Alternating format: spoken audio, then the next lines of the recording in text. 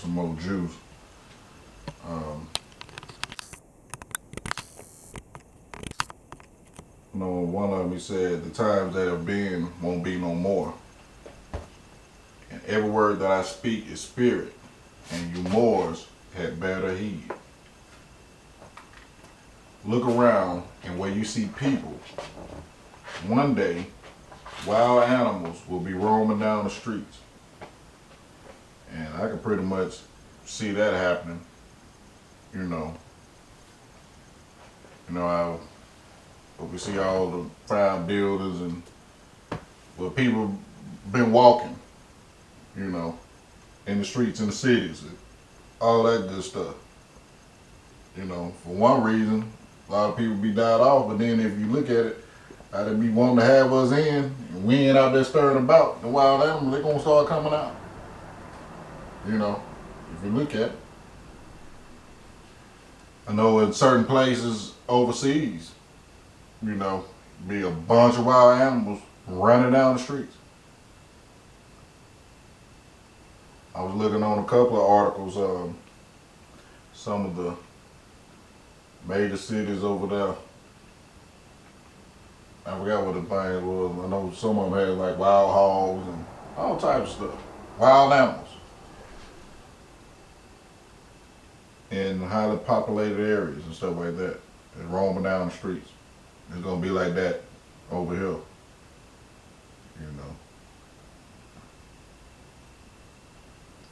He said, when the fire comes, I will be the water. He said, what are all these Moors doing here? There are only going to be a handful saved. I can count them on my fingers and have fingers left over.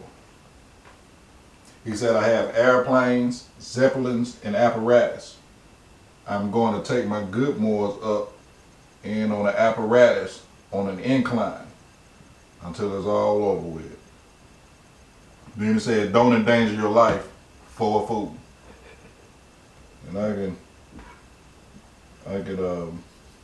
I see why he say that. Don't keep endangering your life for a fool. A lot of my problems, even getting in trouble, because, I love too hard. Be loyal to the wrong folk. Endanger my life for fools. You don't have to do that. You do not have to endanger your life for a fool. Don't endanger your life for a fool. When folks are doing at-risk stuff, don't do it. You're endangering your life.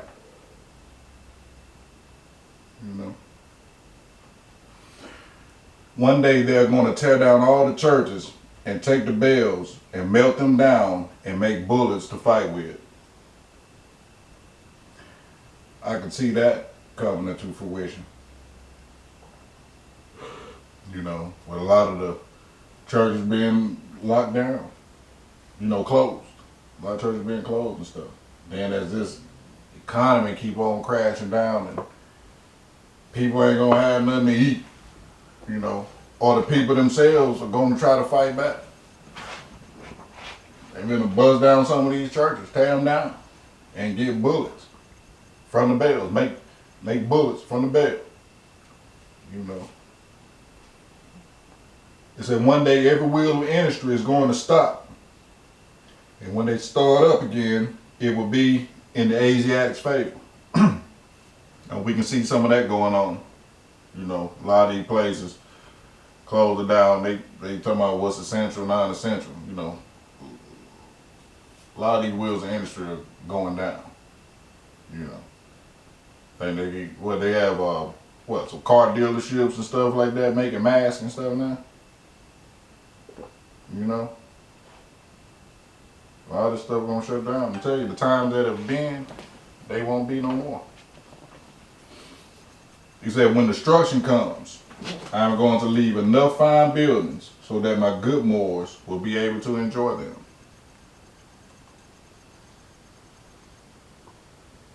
One day, some of you old Moors are going to be so hungry that you are going to bite into your own flesh and blood will skeet out, and you are going to get angry with yourself because you didn't put up enough food. Or because you told your folks not to be living in fear, we Moorish Americans. Instead of preparing for what's about to go down. It has nothing to do with having faith, none of that. You need to be prepared.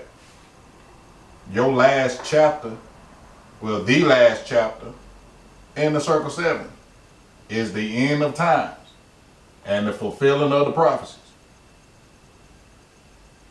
So even if you don't think that this is it, you still waiting on the coronavirus to die down, that's you. And by all means, you do you. I'm going to do me. You know. Stated these things are going to take place. So we got to take heed. That way you won't be mad at yourself, won't be biting up in your arm because you that hungry. You know. A lot of folks don't know what hungry is for real. I mean, I know some people do. It's all bad stuff, but just think about this plague, this pestilence that's about to go down. And you're not even being prepared, not even, knowing how to, farm and grow things. Because there's a certain way to grow things. You just can't put everything out there and grow it. Everything got to grow in this season. Ecclesiastes says a time for everything. Everything has its particular time. Even in nature, living out in nature. You got certain foods that yield, around the summertime. Then when everything dies down in the wintertime and there's snow, it's certain foods in the wintertime that you can eat. Everything has its season. But yeah, put that food up. He said the Moors were once a seafaring people and fed the world. The time is going to come when we will go back and feed the world again. We once fed the world before. But now we're a begging nation, depending on somebody else to feed us. That's a begging nation, even waiting on the stimulus check. $1,200. And then all the food going up, so, I mean, come on. If I could just get you to thinking, you gotta think. You gotta think. I placed a ball on Babylon, and it is rolling down. And anyone that gets in the way is going to be ground to powder. Then he said, I am going to repeat myself. The things are going back to the horse and buggy days.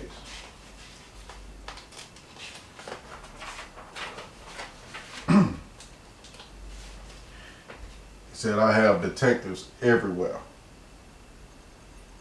Everywhere. When I raise my floodgate, it's going to take 16 secretaries to write down the names.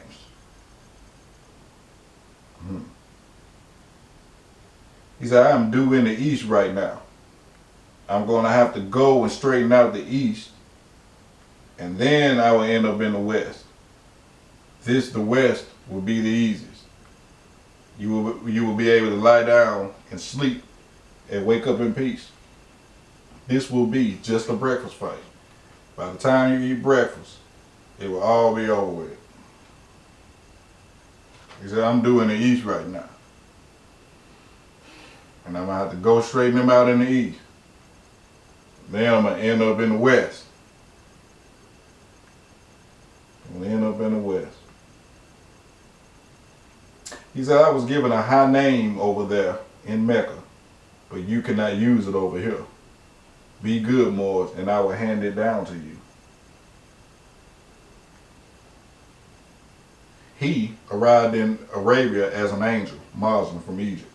There in the holy city of Mecca, he, Timothy Drew, was given the holy attribute through the head of the holy city, Sultan Abdul Aziz Abu Suad, a direct descendant of Hagar, who named him El Hajj Sharif Abdul Ali.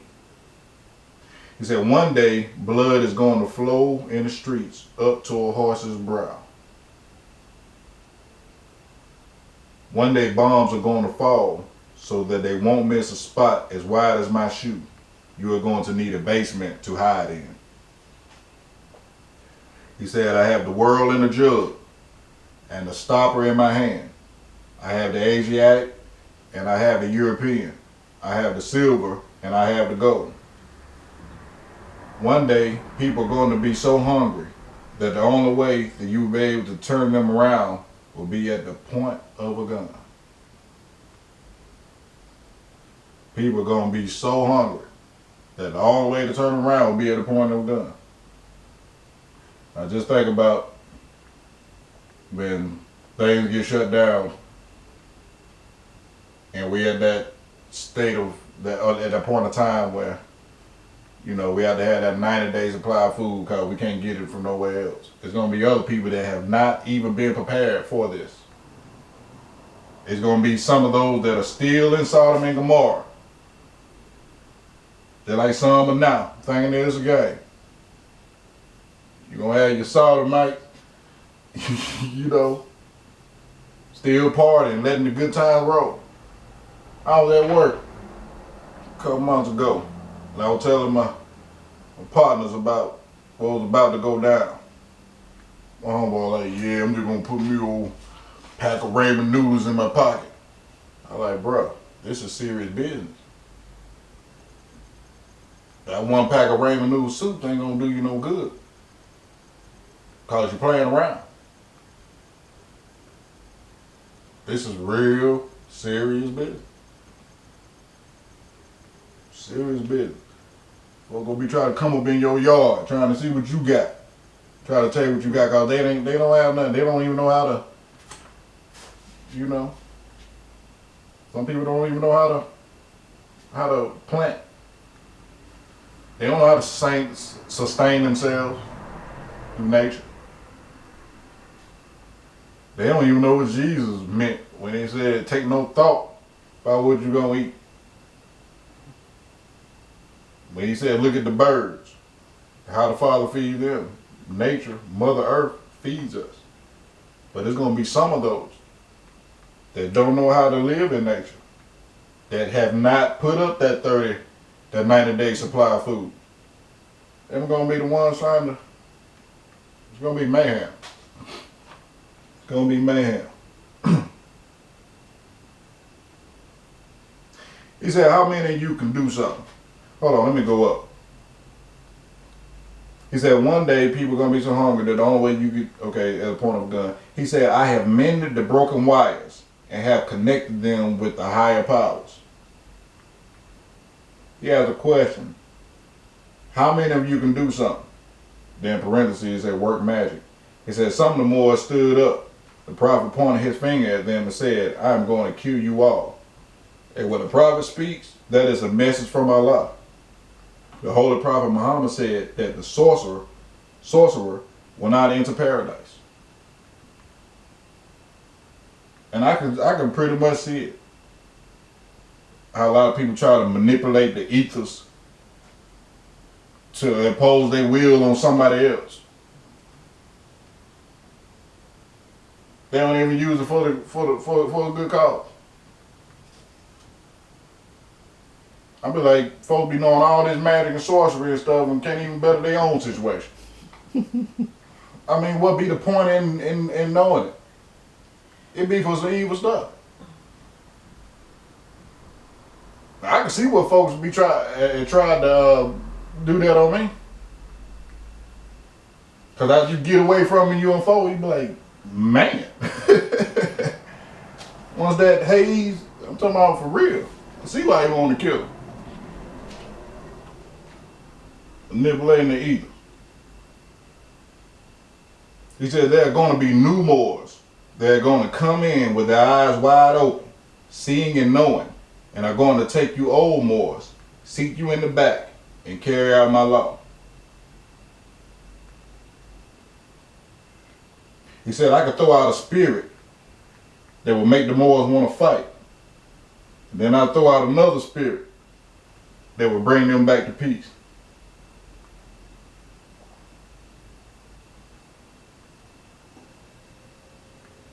climate is going to change. It said that the cold weather will be in the south and the warm weather will be in the north. He said, I brought you your nationality, your religion, and title to your vast estate. What do you want me to do? Kill you? What else do you want me to do? He said, I bought you everything it takes to save a nation. Save yourself. I'm showing you the way.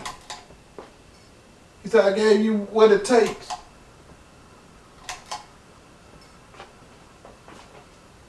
What Jesus said, why do you call me Lord? And you won't even do the things I say.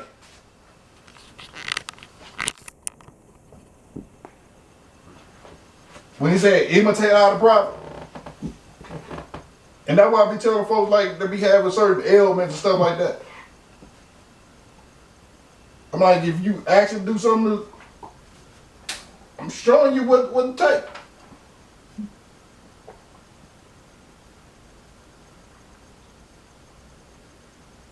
Showing you what to do.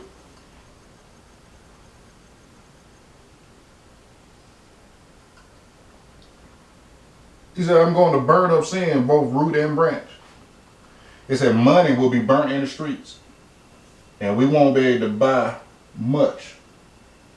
And when I put my spirit in the streets, you won't be able to sell your car for 25 cents. You hear what I'm saying? Money will be burnt in the streets. And we won't be able to buy much. Look at the stores. I know this spot that I came tonight. Bread, what, $5 a loaf?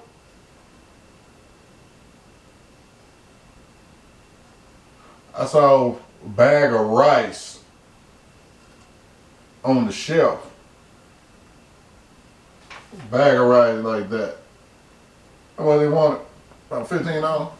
Yeah, one of them was 20 something. Trying to tell you. He said, Allah alone guides the destiny of this divine and national movement. He alone guides the destiny of this divine and national movement. The Moors once ruled the world. Now get ready to rule it again. But this time, it's going to be done under love, truth, peace, freedom, and justice. One day, all the property is going back to the government. And you can't be talking about the U.S. because, like I said, they already acting as trustees over our estates. They administrating their estates. But most people get it right to come to fruition with this government. We can fulfill these prophecies. Well, they're going to be fulfilled anyway. You know, that's why they're prophecies. Prophecies are fulfilled. You know, even though sometimes there might be some interference, but you can't stop because Allah alone got the destiny of this movement. You know. He said, I would like to save half of the people, but I'm going to try to save a fourth of the people. There's going to be a handful saved.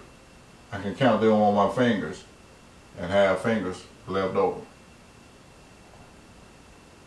Before the end of time, I'm going to lower down the evil spirits and let them incarnate.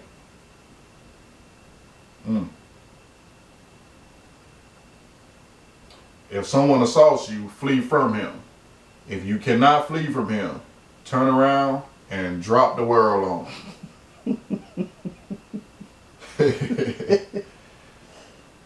You know, I know I was a little boy, you talk about like what Jesus said, turn the other cheek.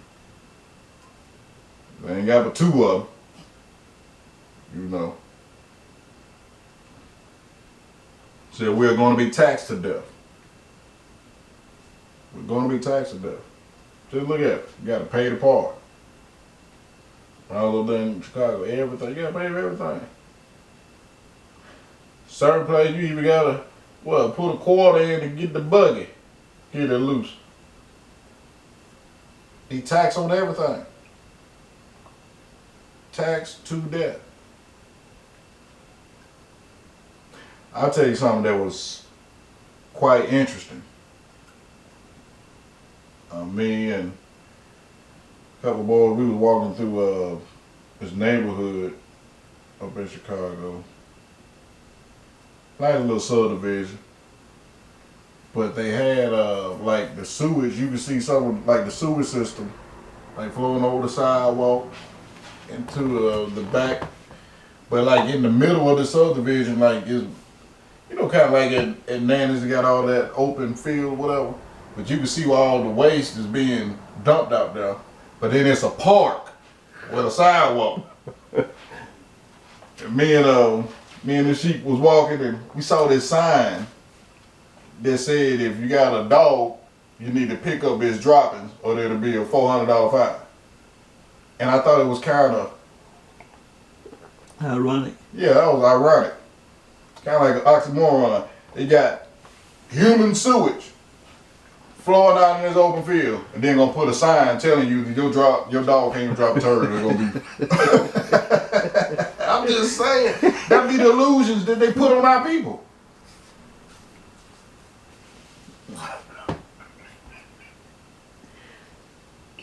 I said the irony in that.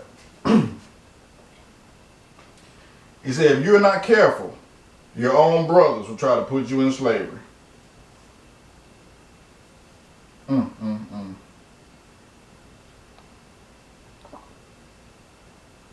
Let me read the commentary on that.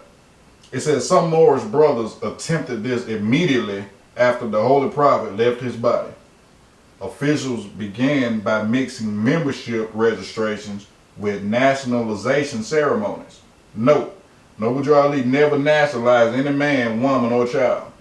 These recycled Western Masonic rituals alone mislead the public to think Moorish American was not a nationality but a membership in a religious cult, and the Moorish Temple of America, then the Moorish Temple itself was assumed to be their religion. This self-enslavement practice set off mass confusion and division within the ranks of the Moors that would last over 7 decades. And then, even now, if you're not careful, your own brothers will put you back into slavery. Through like the many different processes and stuff. They have you bound. Some of your leaders will oppress you. Believe it or not. That kind of bring to my attention like the second chapter in the Circle 7 when we were talking about the education of Mary and Elizabeth in Zoan, Egypt. It was Zoan was called the place of departure. It was also called the field of Ramses. After they was oppressed, they departed unto this place called Zoan, Egypt. But I found it quite interesting how they started out that first verse. So basically they're saying that the education of Mary and Elizabeth in the place of departure from being oppressed, it was a place of oppression. Departure from oppression. So it's the place of departure from depression, from being oppressed by oppressor. And we find his name in that first verse. His name was Archelaus. But it starts out the verse with he gives us a paternity test by telling us that Herod is the daddy.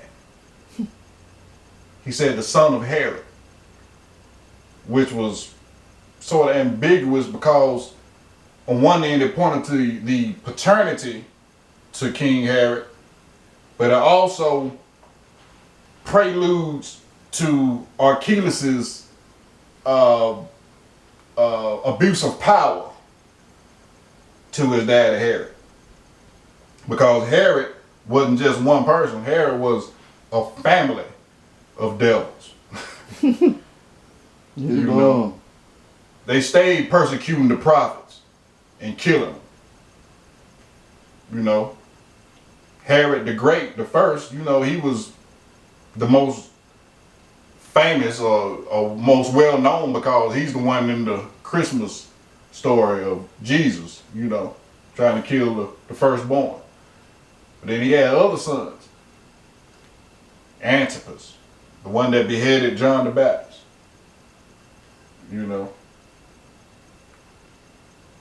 Then you had his grandson, Agrippa, the first.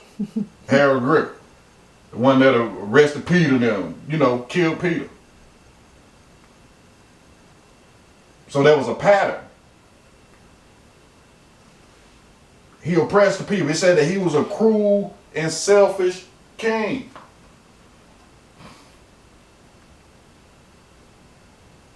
He oppressed those that didn't honor him. I'm in the circumcision, chapter 2, verse 1. And the same thing that happened back then is happening now. Because Herod, them were Jews. The Herodians, they were Jews. Well, let me tell you something else about them. They had a problem with backdooring with Rome.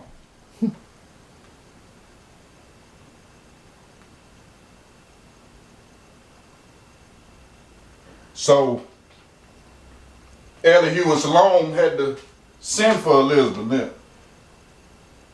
See, Jesus, Joseph, and Mary, they was already in Egypt. Because remember, Joseph got the dream, and the angel told him to go to Egypt to escape Herod. It said Elizabeth and John, they were still in the Judean hills. So Elihu and Salome, they had to go get them and bring them on back to Zoe. Mary and Martha, they was tripping at their deliverance.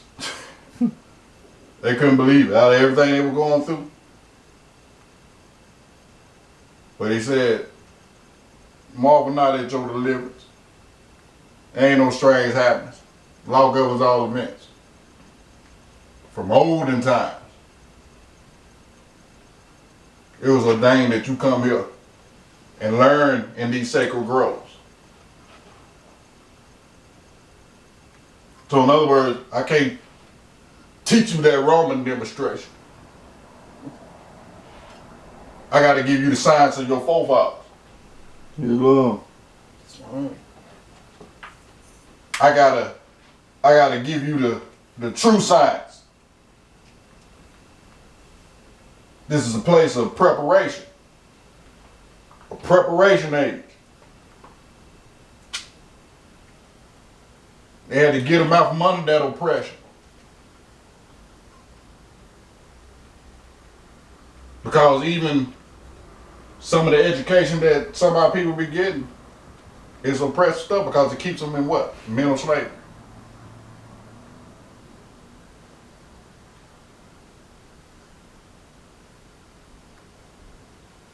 So if you don't watch it, it'll be your own kind.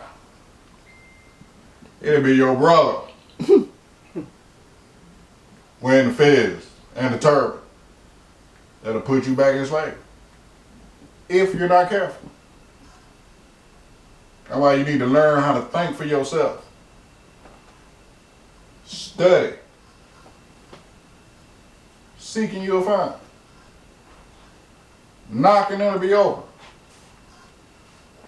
Everybody got to come and preach for themselves. Every tongue got to confess his own.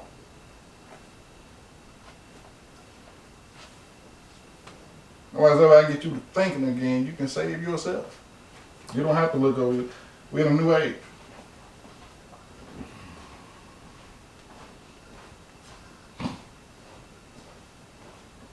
At the end of time, those that will be in the apparatus will be able to look down on earth, see people that you know fleeing for their life. He said you are going to be saved, but in a conflict that cannot be told in words.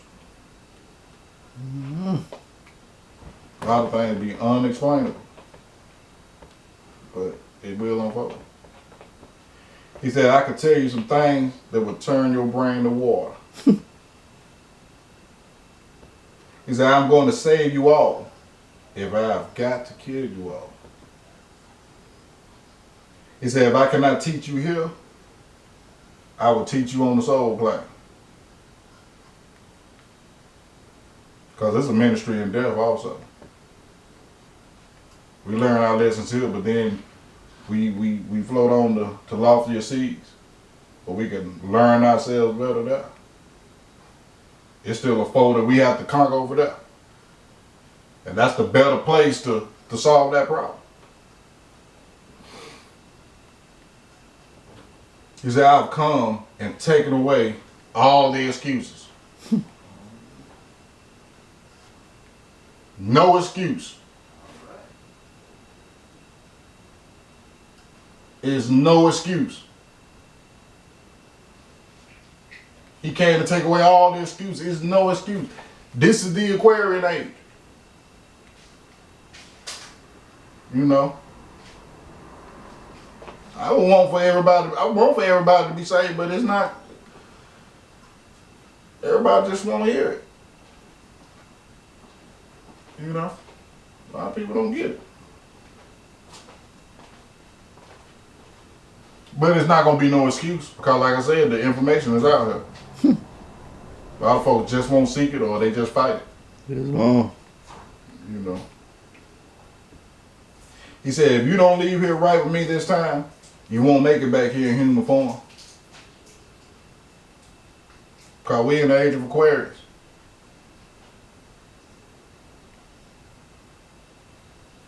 It's the ending of the cycle. If you don't get it right this time,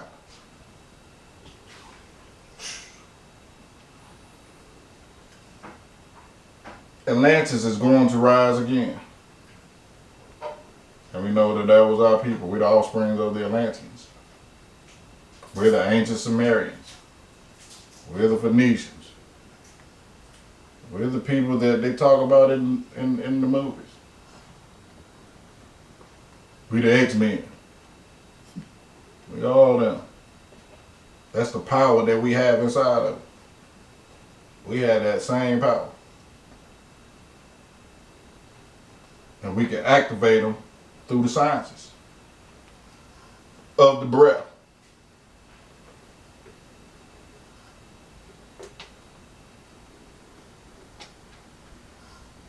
When the will of man and the will of Allah become one, the resurrection is a fact. It's activated through the holy breath. I was trying to tell folks, I was an adept before I even went through the adept training. An adept is not parroting and memorizing. Well, this will know Drew Ali said, no, what can you do? It's activating the sciences. I always said the best ones in the church, a lot of them are adepts. Like that hooping and stuff when I was little, and they couldn't understand how I knew how to do that. Hoopology is that's what preachers use at the end. They call it a celebration, like when they be singing. You know, they be like, you preach be singing, but when you give in a brief line the genealogy of Jesus. Come on, preacher. He said Abraham, Boaz by Ruth, Jesse, David. Check this out. David wrote the Psalms. And the Psalms are songs. So when they saying like the Lord, he was singing that. That's what the preachers be doing. In the key of E flat. The same as your you know what I'm saying? Then they hit the little mantra. You know what I'm saying? What's the mantra? I ain't gonna hear it all. Come on now, come on now. Give me a little mantra, man. Well. But you know what I'm saying? With the activation of the breath. And then they speaking good stuff on their congregation. That's why they people prosper. You know, you got some but it's some preachers out there that's giving them the science. That's really preaching that Bible. You know.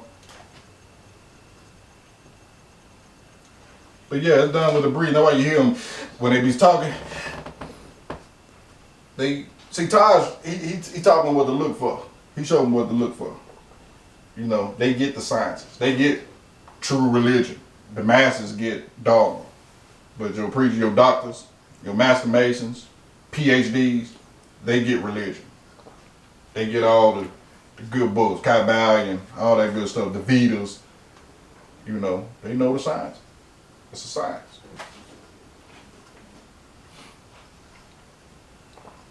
But yeah, I was young. I didn't know what I was doing. It was a science. There were certain things they couldn't tell me because I had to grow up and find it out for myself. Because a lot of them swore oaths of secrecy. You know. That's why when I talk to them, they know what I'm talking about. I wouldn't be surprised if the Circle Set was one of the books they would pass around in pastor when I was young. You know what I mean? They don't know what you are, Lee.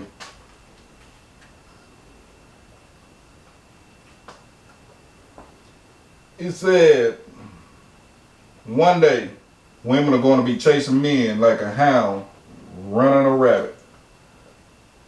Imagine that.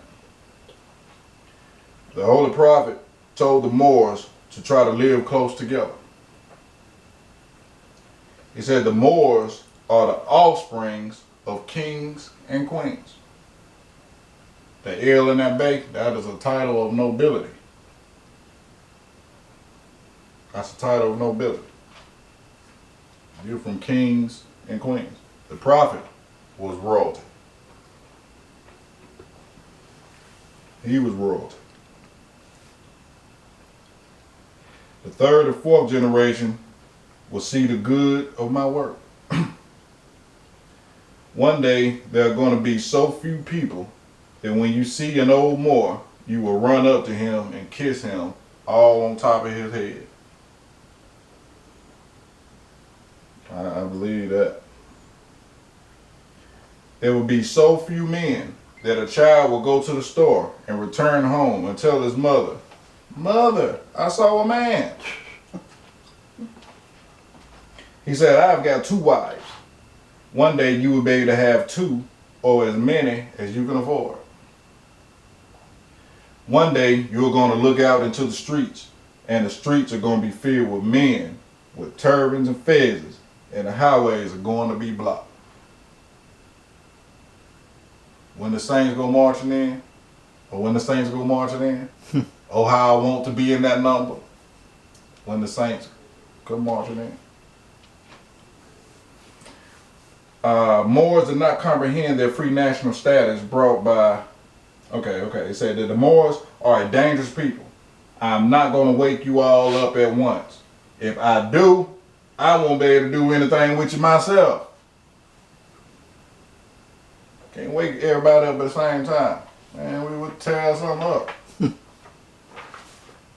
Why do you think they try to keep us on drugs and stuff? And give us pork and foods that really don't mean it's no good. To weigh us down. You know what I mean? Man, they know how powerful we are. Especially when we get mad. They know what's up. He said when you get married, go before your grand sheik and let him perform the ceremony. Some of the Moors did not obey the Holy Prophet's order, so he told the Moors to go downtown and buy your wives. He said money does not make the man, and clothes do not make the man. It is character and free national standards that make the man.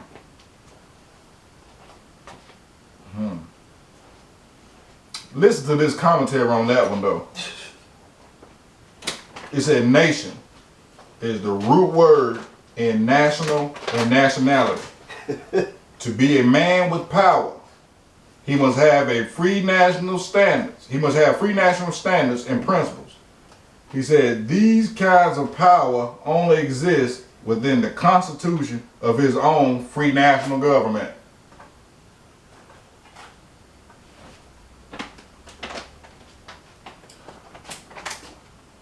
If you try to tell what a man is by looking at him, you are burnt up from the start. He said, if your brother wants something, give it to him so that he won't sin.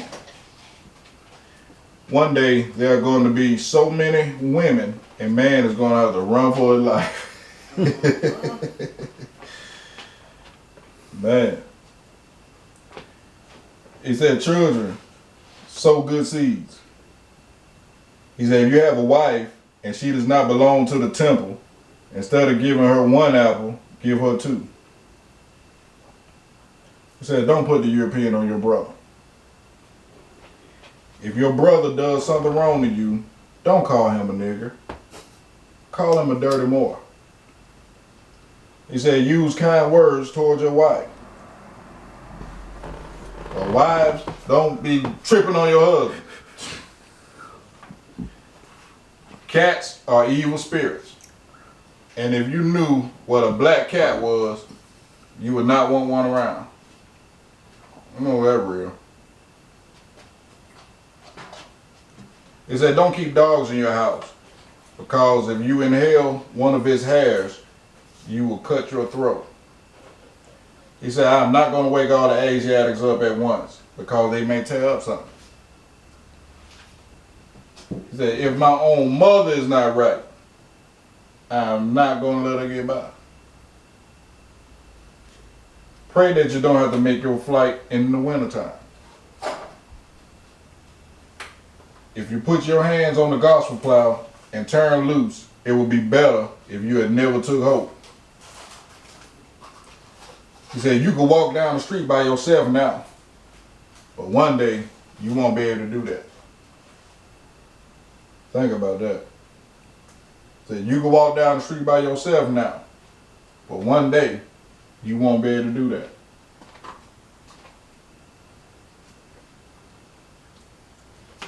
I dare you to walk on the streets right now on that curfew.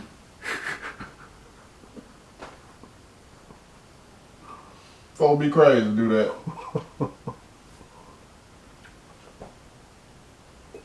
So one day you'll see a $20 bill in the street and will not bend over to pick it up.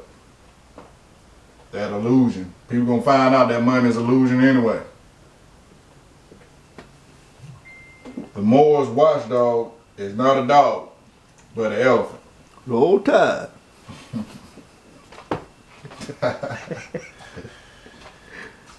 I have come for the children and the unborn generations.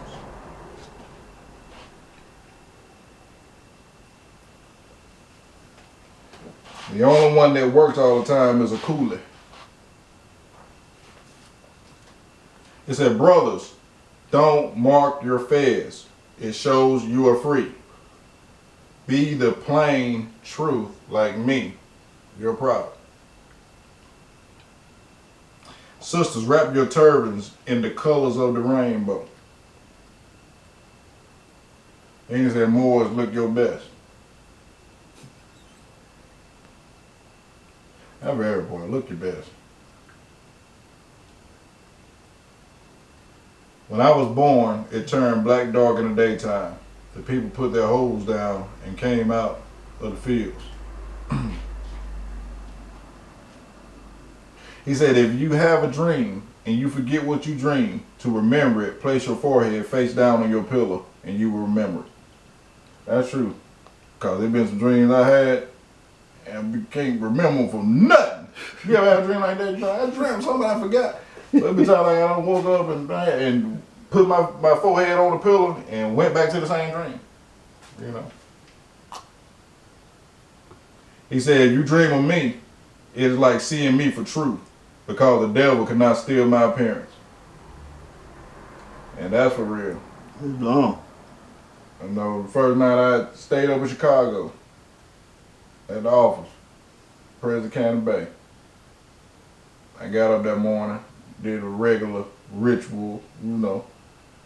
Give me some sun gazing in, some breathing. Came back in, sat down on the couch. It was before he had got up. And I closed my eyes and saw the prophet's face. For real. That was a trip. I actually saw his face. All the time studying this, trying to, wondering if I could ever see him, what he look like.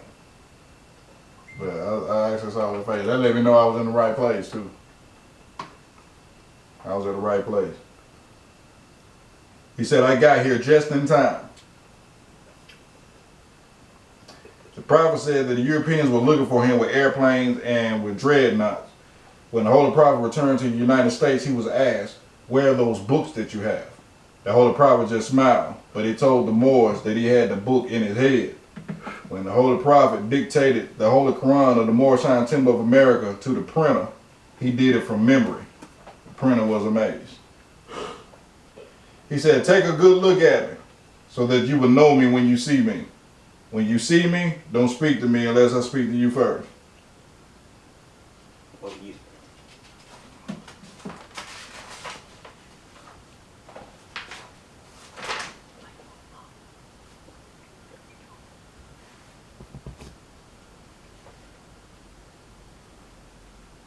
The Holy Prophet told the Moors before the bank crash in 1929, if you have money in the bank, get it out. Put your money in the post office. Those that obeyed the Holy Prophet saved their money. Those that did not lost their money. He said, wake up, you sleepy Moors, sleepy-headed Moors. I'm going to take you up above the sun, moon, and stars, around the throne of the mighty Allah. The Holy Prophet took the Moors up above the blue ethers, around the throne of Allah. An elder brother stated, Moors, your prophet is truly a prophet. He said, I have fixed everything. I have stopped up every rat hole.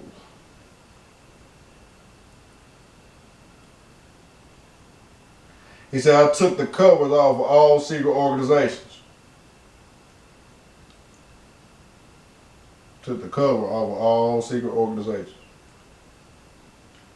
He said, in 2 weeks I'm going down south. When I get down there, the Ku Klux Klan is going to stop me.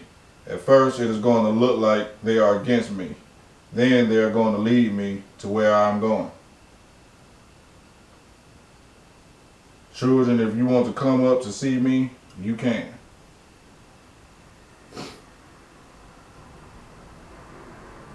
Said Chicago, Illinois is going to be our new Mecca. Chicago is doomed, and Detroit must go down for what they have done to your prophet. Said one day grass is going to grow up in Detroit. That's true. Yeah, I heard a few people say that also. I've seen it. Mm-hmm. The Holy Prophet asked the Moors in Detroit, Michigan, how would you like to have your own mayor and chief of police? The Moors said yes. The Moors were blessed to have an Asiatic mayor and chief of police in that same city. He said there was going to be an earthquake that would split the United States in two. He said if my principles of love, truth, peace, freedom, and justice are carried out, the United States will be the richest and most prosperous country on earth. If not, the worst is yet to come. He said when the Moors ruled Spain, we had street lights in Seville, Spain, 400 years before they had them anywhere else in Europe. He said, while I am talking to you Moors, my spirit is over in India with them, and those old sisters are jumping this high because of my coming to them. He said money will be burnt in the streets and we won't be able to buy much. And when I put my spirit in the streets, you won't be able to sell your car for 25 cents. That was a repeat of one of the others. So I guess another Moor heard him say the same thing. He said all nations will turn against the United States one day. And he said one day the United States will not be able to do any business unless they do it through the Asiatics. Moors that were in the temple during the lifetime of the Holy Prophet Noble Drew Ali said that when the Holy Prophet came to town, you would have to go to the temple early to get a seat. And you could not get a seat in the front row because the foreign Muslims would be sitting in the front row to see and hear the Holy Prophet.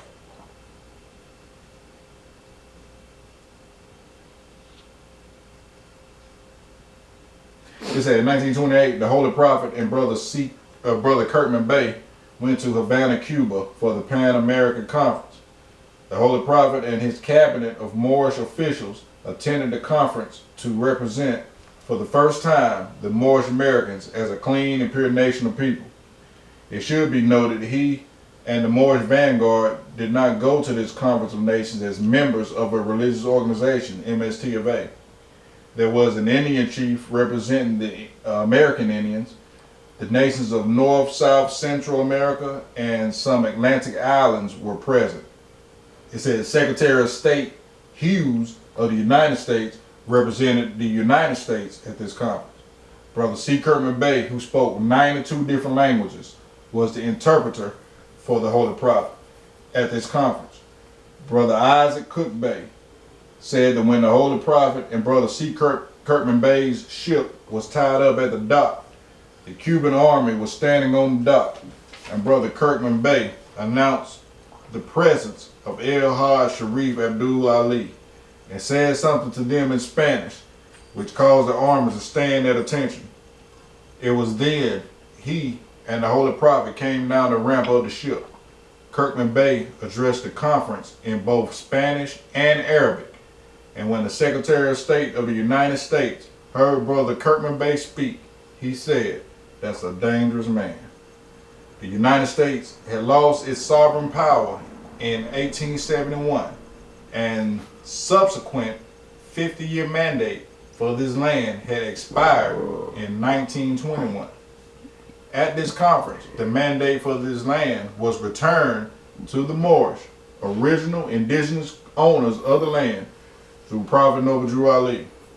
The Prophet reportedly showed the mandate to his officials in the adept chamber. He said, "I remember when I was on the soul plane. I remember when I was Noah. Noah was a carpenter, and he built the ark. When the flood came, men swam out to the ark and knocked on the door and said, 'Noah, Noah, let us in.' And I told them, 'The door is locked.' And the angel came and took the key away." It said people left the Garden of Eden and died by the thousands, but it was the Moors that were able to traverse the desert and go into other parts of the world to inhabit. He said, "Those that were with me 2,000 years ago are with me today, and those that were against me 2,000 years ago are against me today." Drew Ali often told the Moors when he appeared on earth as Yahushua, Jesus.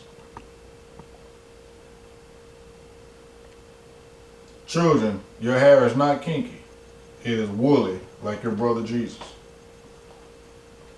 When the wild beasts roam the earth in large numbers, and you could hear the large birds flapping their wings at a long distance, it was the Moors that took the sword and went out and slayed the beast, so that civilization could come in. He said, "Before one jot or tittle of my word fails to come to pass, heaven and earth will pass away." Asiatic preachers and Masons will be the last to come home. They will fight me tooth and claw, but cannot win.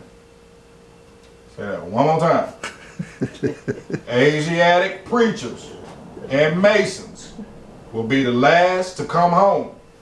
They will fight me tooth and claw, but cannot win. I might well come on in, man. I'm trying to tell you. He said, "I was Muhammad. Muhammad defeated the Roman Empire. When I conquered Rome, we went in with the sword. You could hear the sword swinging. I cut the head of Rome off, pulled down the flags, sent letters to the other European governments, and asked them, was I right? They said, yes. Muhammad, you are right." Just let us have a place to live. Before you quit, explain that flag behind you. Just let us have a place to live. The Holy Prophet said, I went into Rome with 72,000 men. When I ran out of men, I reached down and picked up a handful of sand. I threw it up in the air, and when it came down, there were soldiers seated on the camel. Wanted me to explain the flag. This is the proverbial cherry tree that George Washington chopped down. You know, in the elementary school, they said George Washington chopped down the cherry tree. This is what he was talking about.